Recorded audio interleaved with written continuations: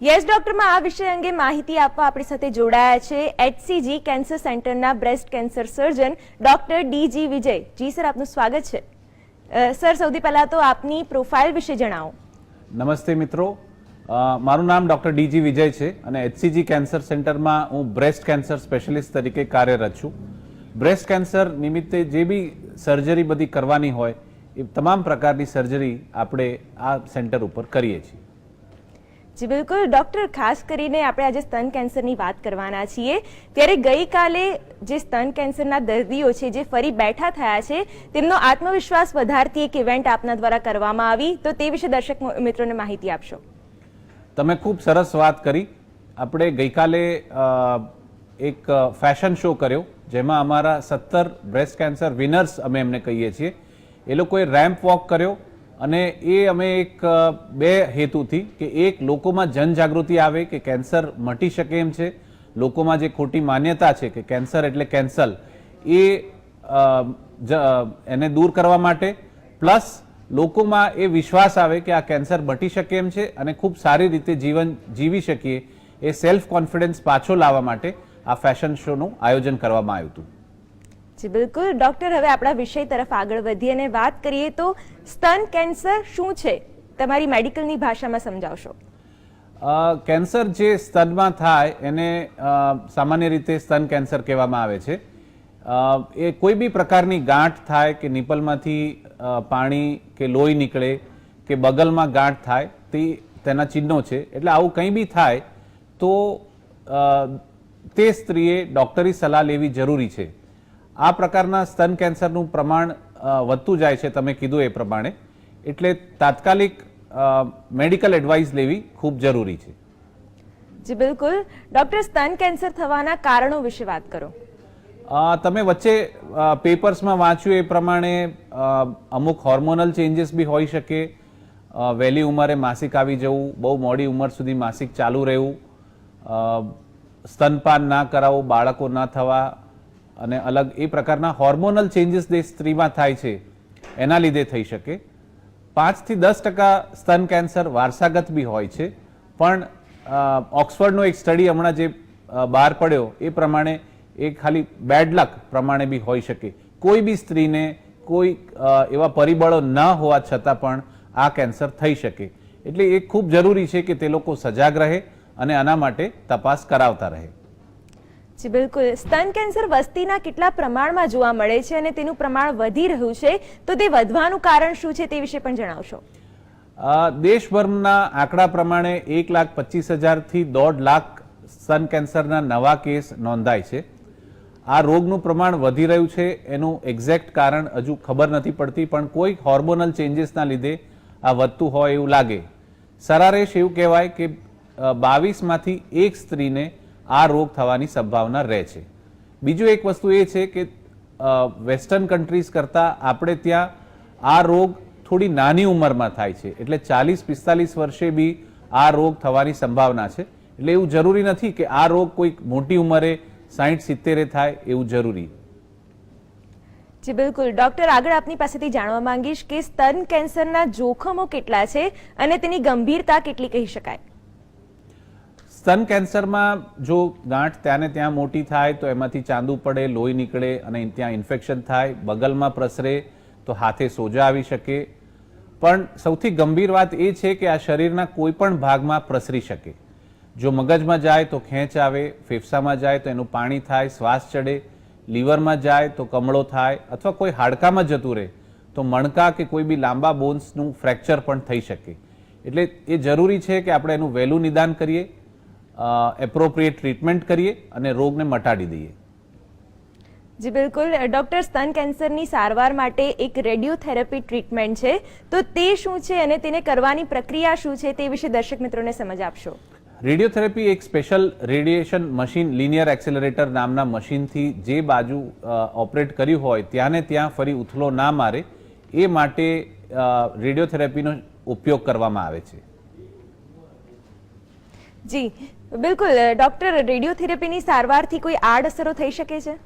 રેડિયેશનથી એ બાજુ ચામડી થોડી કાળી પડી જતી હોય છે, થોડી ટાઈટ થાય છે, પણ ધીરે ધીરે એની આડઅસરો ઓછી થઈ જાય છે અને 6-1 મહિનામાં સ્કિન કમ્પ્લીટલી ઓપોઝિટ સાઇડ જેવી નોર્મલ બી થઈ જાય છે. જી બિલકુલ ડૉક્ટર, જેમ કે આપણે કાર્યક્રમની શરૂઆતમાં જ વાત કરી કે સ્તન કેન્સરની સર્જરી પછી કોન્ફિડન્સ ઓછો થઈ જાય છે, કેટલીક વાર સ્તન કાઢવા પણ જરૂરી બને છે, તો તે ખાસ કરીને જરૂરી છે અને જો સ્તન કાઢી નાખવું પડે તો તેની પ્લાસ્ટિક સર્જરી કરી શકાય છે? આ એક ખૂબ સરસ સવાલ છે. લોકોમાં એક ખોટી માન્યતા છે કે સ્તન કેન્સર થાય તો એ બાજુનું સ્તન કાઢી નાખવું પડે.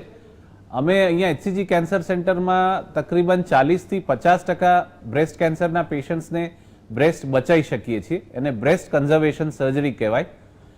અને જે અમુક ટેકનિકલ રીઝન્સ, મેડિકલ રીઝન્સના લીધે અમારે બ્રેસ્ટ કાઢી નાખવી પડે, જેને મેસ્ટેક્ટમી કહેવાય, એ લેડીઝમાં અમે મોટા પાયે આજે બ્રેસ્ટ રિકન્સ્ટ્રક્શન બી કરી શકીએ છીએ.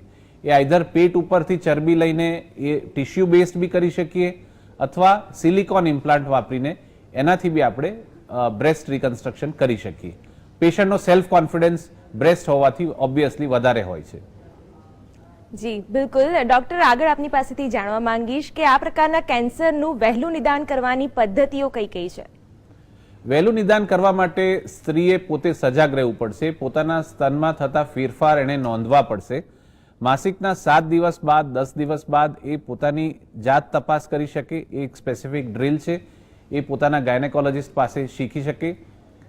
કોઈ ગાંઠ થાય કે કોઈ નિપલમાંથી પાણી કે રસી આવતું હોય તો તાત્કાલિક મેડિકલ એડવાઇસ લે, એ જાત તપાસ છે. અથવા એ કોઈક ડૉક્ટર પાસે ગયા હોય, કોઈ બી કારણસર, ખાસ કરીને ગાયનેકોલોજિસ્ટ માટે લેડીઝ ગઈ હોય, ત્યારે એ ગાયનેકોલોજિસ્ટ પાસે એ બ્રેસ્ટ તપાસ બી કરાવી લે. અને 40 વર્ષ પછી દર 2 વર્ષે મેમોગ્રાફી, 50 વર્ષ સુધી, અને 50 વર્ષ બાદ દર વર્ષે મેમોગ્રાફી કરાવવાથી આ રોગનું નિદાન વહેલું પણ થઈ શકે. જી બિલકુલ ડૉક્ટર, આગળ પણ આપની સાથે જોડાયેલા રહેશું, અન્ય માહિતી અને માર્ગદર્શન મેળવીશું, પણ આ સાથે યસ ડૉક્ટરમાં સમય થઈ ગયો છે એક બ્રેક લેવાનો. યસ ડૉક્ટરમાં બ્રેક બાદ ફરીથી આપનું સ્વાગત છે. આજે આપણી સાથે જોડાયા છે બ્રેસ્ટ કેન્સર સર્જન ડૉક્ટર DG વિજય. જી સર, આજે આપણે સ્તન કેન્સર વિશે વાત કરી રહ્યા છીએ, ત્યારે કીમોથેરાપીનો આ સર્જરીમાં કેવો રોલ છે તે વિશે જણાવશો. જ્યારે ટ્યુમર અમુક 1 થી 2 સેન્ટીમીટરથી વધારે મોટી થઈ જાય અથવા બગલમાં પ્રસરેલી હોય ત્યારે કીમોથેરાપીનો ખૂબ અગત્યનો રોલ હોય છે.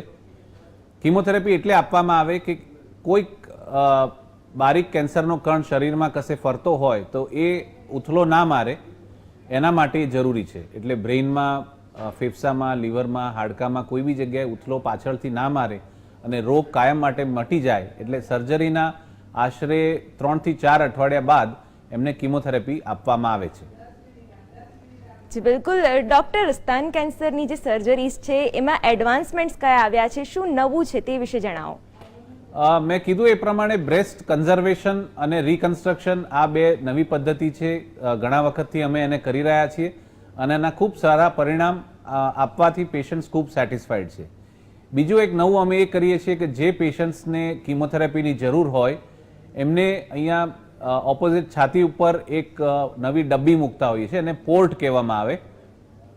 એ પોર્ટ દ્વારા હાથમાં કીમોથેરાપી આપવાની જરૂર પડતી નથી હોતી અને એ ડબ્બીમાં ડાયરેક્ટલી આપી દેવાથી એ હાર્ટમાં પહોંચે છે અને ત્યાંથી સીધું પંપ થઈને શરીરના અન્ય ભાગમાં પહોંચી શકે છે. કેન્સર સર્જરી પછી હાથમાં સોજા જે આવતા હતા એના લીધે અમે એક નવી પદ્ધતિ, એને સેન્ટિનલ લિમ્ફ નોડ બાયોપ્સી કહેવાય, એમાં એક ટ્રેસર ડાય અમે ટ્યુમરની પાસે ઇન્જેક્ટ કરીએ અને અમારી પાસે એક ગામા કેમેરા છે, એટલે જો બગલની ગાંઠોનું ઓપરેશન કરવાની જરૂર ના હોય તો અમે એક સાદી એક ગાંઠ કાઢીને પણ કહી શકીએ કે રોગ સ્તનમાંથી બગલમાં ગયો છે કે નહીં. આનાથી સર્જરી બાદ જે હાથમાં સોજો અથવા ખભો ઊંચો કરવાની જે તકલીફો રહેતી હતી એ આ સેન્ટિનલ લિમ્ફ નોડ બાયોપ્સી એ સર્જરી કરવાથી ઓછી થઈ છે. જી બિલકુલ ડૉક્ટર, આગળ આપની પાસેથી જાણવા માંગીશ કે બાયોપ્સી પછી રોગ વકરી જાય છે તેવી માન્યતા છે, તો તે માન્યતાનું આપ કઈ રીતે ખંડન કરશો? બ્રેસ્ટ કેન્સર માટે લોકોમાં ઘણી ખોટી માન્યતાઓ હોય છે. એમાંથી એક પોપ્યુલર એ છે કે બાયોપ્સી કરવાથી રોગ શરીરમાં વકરી જાય છે, પણ કેન્સરનો આ બેઝિક નિયમ છે કે એની સારવાર બાયોપ્સી વગર થઈ શકે નહીં. અમારે ત્યાં HCG કેન્સર સેન્ટરમાં એક સ્પેશિયલ પેથોલોજીનો ડિપાર્ટમેન્ટ છે, એડવાન્સ એમાં કમ્પ્લીટ રેન્જ ઓફ જે પેથોલોજી લેબોરેટરી માટે જરૂરી હોય એ બધી જ સુવિધા ઉપલબ્ધ છે. બાયોપ્સી કરવાથી રોગ વખરી નથી જતો. જીભનું કેન્સર હોય, સ્તનનું કેન્સર હોય, આંતરડાનું કેન્સર હોય, એની બાયોપ્સી લેવી જરૂરી હોય છે અને ત્યારબાદ જ એની નિદાન થાય અને ત્યારબાદ એની સારવાર થાય. એના માટે એક સ્પેશિયલ ઇમ્પોર્ટેડ પ્રકારની નીડલ પણ આવે છે. એ નીડલથી એક માઇન્યુટ પંચરથી એ જાય અને સેમ્પલ લઈને બહાર આવે. એટલે એક જ નાના હોલમાંથી આપણે 2 થી 3 સેમ્પલ લઈએ અને એને લેબોરેટરીમાં ટેસ્ટિંગ માટે મોકલીએ. જી બિલકુલ ડોક્ટર, જે HER2 જે ટર્મ છે તેના વિશે સમજાવો અને વિસ્તારથી દર્શક મિત્રોને જણાવો કે તે શું છે. જે મિત્રો ઇન્ટરનેટ ઉપર જોતા હશે એ HER વિશે થોડું જાણતા હશે અથવા જાણવા માંગતા હશે. એને હ્યુમન એપિડર્મલ રિસેપ્ટર કહેવાય છે. છેલ્લા થોડા વર્ષોમાં આ ખૂબ પ્રોમિનન્ટ એક કોન્ટ્રોવર્સી અથવા ફેક્ટર છે. જો બ્રેસ્ટ કેન્સરના સેલ HER રિસેપ્ટર જે હોય એના માટે ટેસ્ટ કરીએ અને એ પોઝિટિવ હોય તો એ દર્શાવે છે કે એ રોગ વધારે વ્યગ્ર છે અને વધારે પ્રસરી શકે છે. આ એક પ્રકારનું એન્ટીજન કહેવાય. પણ રિસર્ચના કારણે થોડા જ એન્ટીજન શોધાયાના થોડા જ વર્ષોમાં એની સામેનું એક એન્ટીબોડી પણ શોધવામાં આવ્યું. એનું નામ છે ટ્રાસ્ટુઝુમેબ કરીને એનું નામ છે. એટલે આ આપવાથી રોગમાં ઘણા ફાયદો થતો હોય છે. એટલે રોગ જે બ્રેસ્ટ કેન્સરના સેલ્સ HER2 પોઝિટિવ માટે ટેસ્ટ હોય એ પેશન્ટોને આ દવા આપવાથી રોગ મટવાના ચાન્સ અંશ થોડા વધતા હોય છે. જી બિલકુલ ડોક્ટર, આ કાર્યક્રમના માધ્યમથી આપણે દર્શક મિત્રોના પ્રશ્નોના ઉત્તર પણ આપતા હોઈએ છીએ. ત્યારે આજના પ્રથમ કોલર જોડાઈ ગયા છે. જી જ્યોતિબેન, આપનો પ્રશ્ન જણાવો. હેલો જી, આપનો પ્રશ્ન જણાવો. બોલું છું, હું જ્યોતિબેન ભાટિયા બોલું છું. જી ભુજથી. જી, આપનો પ્રશ્ન મને જણાવો. છે ને 3 વર્ષ થઈ ગયા પણ મને આખું શરીર બહુ દુખે છે એકદમ. જી, મને આખું શરીર બહુ દુખે છે ને હમણાં મને 3 વર્ષ થઈ ગયા છે.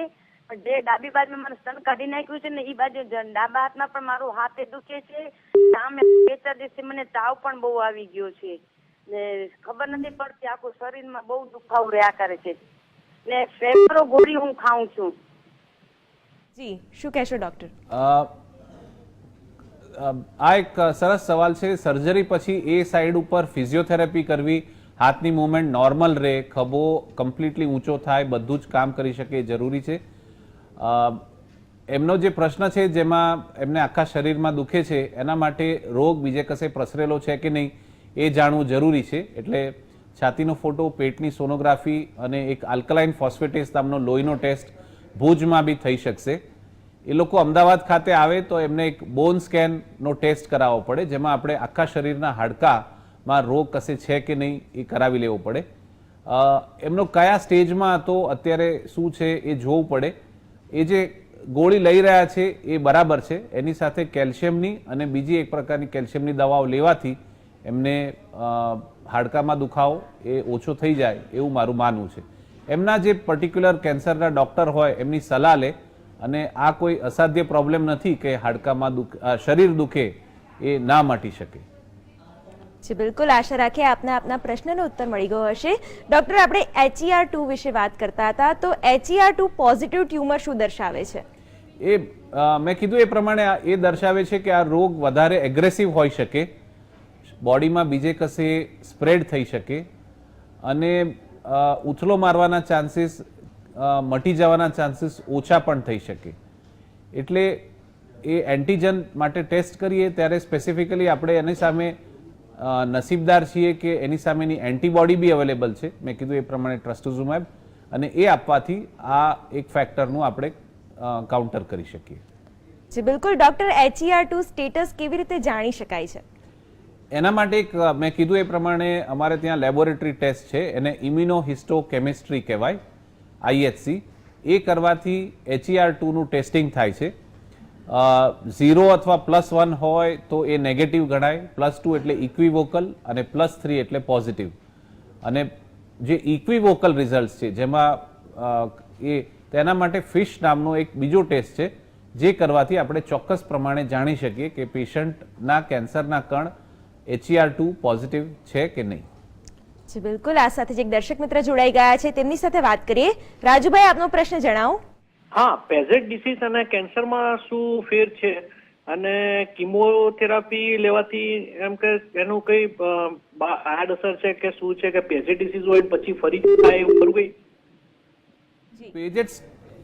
પેજેટ્સ ડિઝીઝ એક પ્રકારનું રોગ છે જેમાં સ્પેસિફિકલી નિપલ ઇન્વોલ્વમેન્ટ થવાના ખૂબ ચાન્સીસ છે. નિપલ ઉપર એક નાની ચાંદી પડી જતી હોય છે. મહિલાઓ એવું માનતા હોય છે કે એ જે ચાંદી પડી છે એ કદાચ કોઈક બ્રા કે કોઈક કશું વાગવાથી એમને એ ચાંદી પડી છે, પણ ધીરે ધીરે આખી નિપલ ડિસ્ટ્રોય થઈ જાય છે. એટલે આ ખૂબ જરૂરી છે કે આપણે જાણીએ કે જ્યારે ચાંદી નિપલ ઉપર પડે એવી એક પ્રકારની કેન્સરની નિશાની હોઈ શકે. એને આપણે એક્ઝિમા કરીને જે બીજો રોગ છે એનાથી અલગ પાડવી પડે. એની ઉપર તમે સ્કિન સ્પેશિયાલિસ્ટને બતાવો, કોઈ મલમ લગાવો, પણ મહિનામાં જો ના મટે તો તમારે કોઈક સર્જનને બતાવીને જરૂર પડે તો એ ચાંદીની પણ બાયોપ્સી લેવી પડે. તમારો જે પ્રશ્નનો બીજો ભાગ હતો કે જેમાં કિમોથેરાપી લેવાથી આડઅસર શું થાય છે, કિમોથેરાપીની અમુક સાઇડ ઇફેક્ટ્સ જનરલ જે ખાસ કરીને બ્રેસ્ટ કેન્સરમાં છે એમાં મોઢામાં ચાંદા પડવા, ડાયરિયા થવા, તાવ કોઈક વાર આવો, સફેદ કણ, લાલ કણ ઓછા થવા.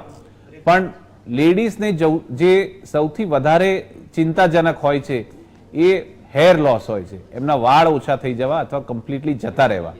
એને ઇંગ્લિશમાં અમારી મેડિકલ ટર્મમાં એલોપેશિયા કહેવાય. પણ દર્શક મિત્રોને એ જણાવવાનો આનંદ થાય છે કે આ બધી જ સાઇડ ઇફેક્ટ્સ લિમિટેડ પીરિયડ માટે હોય છે અને રિવર્સિબલ હોય છે. એટલે કિમોથેરાપી પતી જવાથી આ બધી જ અસરો ધીરે ધીરે કરીને શરીરમાંથી રિવર્સ થાય અને વાળ જેવા પહેલા હતા અથવા એનાથી વધારે સારા વાળ પણ આવી શકે. જી બિલકુલ ડોક્ટર, આગળ પણ આપની સાથે જોડાયેલા રહેશું, માહિતી અને માર્ગદર્શન મેળવીશું. પણ યસ ડોક્ટરમાં હાલ સમય થઈ ગયો છે વધુ એક બ્રેક. યસ ડોક્ટરમાં બ્રેક બાદ ફરીથી આપનું સ્વાગત છે. આજે આપણી સાથે જોડાયા છે breast cancer surgeon doctor D G Vijay અને ડોક્ટર આ સાથે જ એક દર્શક મિત્ર જોડાઈ ગયા છે, તેમની સાથે વાત કરીએ. ભાવેશભાઈ, આપનો પ્રશ્ન જણાવો. લાગે છે કે સંપર્ક કપાઈ ગયો છે. ડોક્ટર, ક્યારેક એવું થતું હોય છે કે નજીવી ગાંઠને કારણે સ્ત્રીઓ પેનિક થઈ જતી હોય છે, તો શું દર વખતે બ્રેસ્ટ કેન્સર જ હોય છે કે કંઈક બીજું પણ હોઈ શકે? એ વાત એ સાચી છે કે બ્રેસ્ટમાં થતી 10 માંથી 9 ગાંઠો સાદી હોય છે, પણ જેમ જેમ ઉંમર વધતી જાય, સપોઝ 20 વર્ષની મહિલા હોય તો કેન્સરની ગાંઠ સાદી સ્તનમાં થતી ગાંઠ સાદી હોય એના ચાન્સીસ વધારે છે. જેમ ઉંમર વધે એ પ્રમાણે એ કેન્સરની હોવાની સંભાવના વધે છે. નાની ઉંમરમાં થતી ઘણી બધી ગાંઠો એકચ્યુઅલી પાણી ભરેલી સિસ્ટ હોઈ શકે અથવા ફાઇબ્રોઇડિનોમા બી હોઈ શકે અથવા ઇન્ફેક્શનની એબ્સેસ પણ હોઈ શકે. પણ જેમ જેમ ઉંમર વધે, ખાસ કરીને 45-50 વર્ષની થતી ઉંમર પછી જે ગાંઠો થાય છે એ કેન્સર પણ હોઈ શકે. જી બિલકુલ ડોક્ટર, ક્યારેક એવું થતું હોય છે કે ડિપ્રેશન આવી જતું હોય છે આ બાબતને લઈને, તો તમારા જે અનુભવો છે એ વિશે વાત કરો કે કઈ રીતે તમે એ કેસીસને હેન્ડલ કરો છો. આ એક ખૂબ સુંદર સવાલ છે. ડિપ્રેશન બ્રેસ્ટ કેન્સરમાં ઘણા કારણોથી થતા હોય છે. એક કારણ એ બી હોઈ શકે કે મહિલાએ કશું ગુટકા કે એવું કંઈ ખાધું ના હોય, કોઈ ખરાબ ટેવો ના હોય, તે છતાં એને બ્રેસ્ટ કેન્સર થાય છે. એટલે એને એક પ્રકારનું ડિપ્રેશન આવે કે મને કેમ, વાય મી, એવો એક સિન્ડ્રોમ છે કે જેમાં એને ખૂબ ડિપ્રેશન આવે કે મેં બહુ સાદું આધ્યાત્મિક જીવન જીવ્યું તે છતાં મને આવો એક રોગ થયો. પ્લસ ખાસ કરીને જે મેસ્ટેક્ટમી, બ્રેસ્ટ કાઢી નાખવાની જે વાત છે એનાથી બી ડિપ્રેશન આવતું હોય છે. આ રોગનું વધતું જતું પ્રમાણ, એટલે એ લોકોના સોસાયટીમાં કે ફ્રેન્ડ સર્કલમાં એ લોકોએ જોયું હોય કે કિમોથેરાપીથી વાળ જતા રહે, એ બહુ મોટું રીઝન હોય છે એ લોકોને ડિપ્રેશન થવાનું. હાથે સોજા આવવા એ બીજું એક કારણ છે જેના લીધે એ લોકોને ડિપ્રેશન આવતું હોય છે. અને આપણા દેશમાં અલ્ટિમેટલી ફાઇનાન્શિયલ ઇશ્યુઝ પણ હોય છે કે આ આર્થિક કારણોથી બી એ લોકોને ચિંતા રહે છે કે ભાઈ આ કમ્પ્લીટ ટ્રીટમેન્ટ કરતાં આપણે ખર્ચો, એ બધું બી એક કારણસર ડિપ્રેશન આવતું હોય છે. જી બિલકુલ, આ દરમિયાન એક દર્શક મિત્ર જોડાઈ ગયા છે ડોક્ટર, તેમની સાથે વાત કરીએ. તૌફિકભાઈ, આપનો પ્રશ્ન શું છે? મારો મેડમ પ્રશ્ન એમ છે કે મારા વાઇફ ને ઓપરેશન કરાવ્યું 2-2.5 વર્ષ ગયા અમદાવાદ સિવિલમાં. જી. સ્ટોન કાઢી નાખેલું છે જી. રોજ અપાઈ ગયા છે, તે કપાઈ ગયા છે, પણ જમણા હાથ બાજુ જે સ્તન કાઢ્યું છે એના હાથનો સોજો ઉતરતો નથી. આપણે કાર્યક્રમમાં આગળ જે રીતે ચર્ચા થઈ એ પ્રમાણે હાથમાં સોજા આવું એને લિમ્ફેડિમા કહેવાય. બગલમાં જે ગાંઠો કાઢી નાખી એના લીધે લિમ્ફેટિક ચેનલ્સ ત્યાંની બ્લોક થઈ જતી હોય છે. એના લીધે એ બાજુના હાથમાં સોજા આવવાનું, અને ખાસ કરીને જ્યારે રેડિયેશન શેક આપવામાં આવ્યા હોય ત્યારે સોજા વધારે આવે એવી સંભાવના રહે. આ એક પ્રોબ્લેમ આ સારવાર સાથે રહેલો છે. એટલે જ અમે ઘણા પેશન્ટ્સમાં જેમને ખાસ કરીને બગલમાં ગાંઠો નથી એમાં સેન્ટિનલ લિમ્ફ નોડ બાયોપ્સી કરતા હોઈએ છીએ. સર્જરી તુરંત બાદ જો આપણે ફિઝિયોથેરાપી, હાથની કસરત વગેરે ચાલુ કરી દઈએ તો એવું જોવામાં આવ્યું છે કે લિમ્ફેડિમા, હાથનો સોજો આવવાના રેટ્સ ઓછા પણ થઈ શકે. જો અત્યારે આટલો બધો સોજો 2-2.5 વર્ષે રહેતો હોય તો એના માટે એક લિમ્ફાપ્રેસ નામનું મશીન આવે છે જે મિકેનિકલી હાથને દબાવીને એની અંદર રહેલું લિમ્ફ જે છે એને બોડીમાં પાછું પુશ કરે, અને ફિઝિયોથેરાપી અને આ લિમ્ફાપ્રેસથી અને પ્રેશર સ્ટોકિંગ્સ જે મોજા છે એ આ 3 વસ્તુ કરવાથી આ લિમ્ફેડિમા થોડા પ્રમાણે ઓછું થઈ પણ શકે. જી બિલકુલ, આશા રાખીએ આપને આપના પ્રશ્નનો ઉત્તર મળી ગયો હશે. ડોક્ટર, હમણાં થોડા સમય પહેલા જ એન્જલિના જોલીનો એક કિસ્સો સામે આવ્યો હતો, તો તે કિસ્સા વિશે વાત કરો અને તેમાં એકચ્યુઅલી શું મેટર હતી તે વિશે વાત કરો. એન્જલિના જોલી હોલિવૂડના એકદમ હાઈ પ્રોફાઇલ એક્ટ્રેસ છે અને એમના ઘણા બધા ફિલ્મ્સ આપણે ઘણા વર્ષોથી જોઈ રહ્યા છીએ. એમના ફેમિલીમાં બહુ સ્ટ્રોંગ ફેમિલી હિસ્ટ્રી હતી બ્રેસ્ટ કેન્સરની, મધર અને બીજા 3 રિલેટિવ્સને.